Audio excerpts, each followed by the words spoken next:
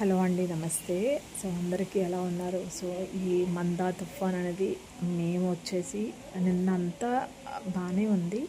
అంటే నిన్న 8 వరకు కూడా అట్మాస్ఫియర్ కానీ అండ్ వాతావరణం అంతా కొంచెం బాగానే ఉంది.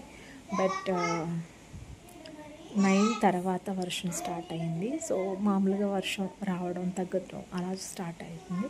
బట్ స్టిల్ ఇప్పటి వరకు కూడా అయితే గాలి ఎక్కడా లేదు. బట్ ఇప్పటివరకు నైట్ కూడా అలాగే వర్షం వస్తుంది ఆగుతుంది, వర్షం వస్తుంది ఆగుతుంది అనమాట.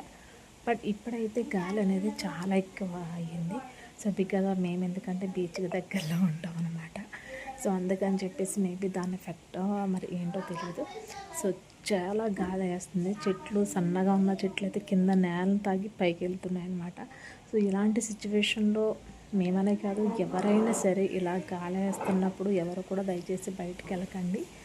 సో ఇంట్లోనే ఉండడానికి ట్రై చేయండి. అలాగే వాతావరణం అనేది మనం స్టాప్ చేయాలి అనేది మాకు ఎక్కడ చెయ్యలేము కూడా అనమాట.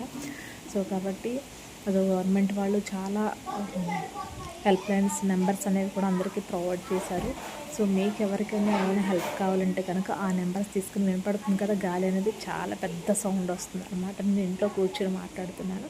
సో మీకు వీడియో క్లిప్ కూడా పెడతాను, సో ఎలా ఉందనేది.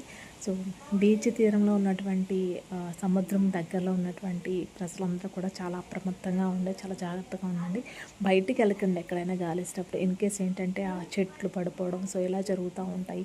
పోల్స్ పడిపోతూ ఉంటాయి, కరెంట్ స్తంభాలు కానీ చెట్లు కానీ సో ఇలా పడిపోతూ ఉంటాయి. సో ఎవరు కూడా చెట్ల దగ్గర కానీ పోల్స్ దగ్గర కానీ ఎక్కడా ఉండొద్దు దయచేసి. సో మీ ఇంట్లో ఉండండి సేఫ్గా.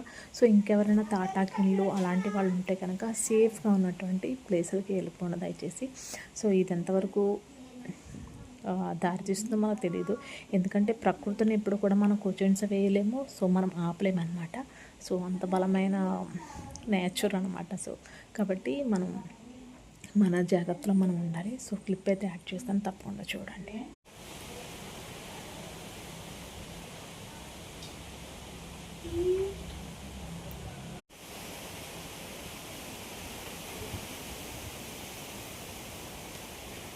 వెళ్ళిపోతుంది.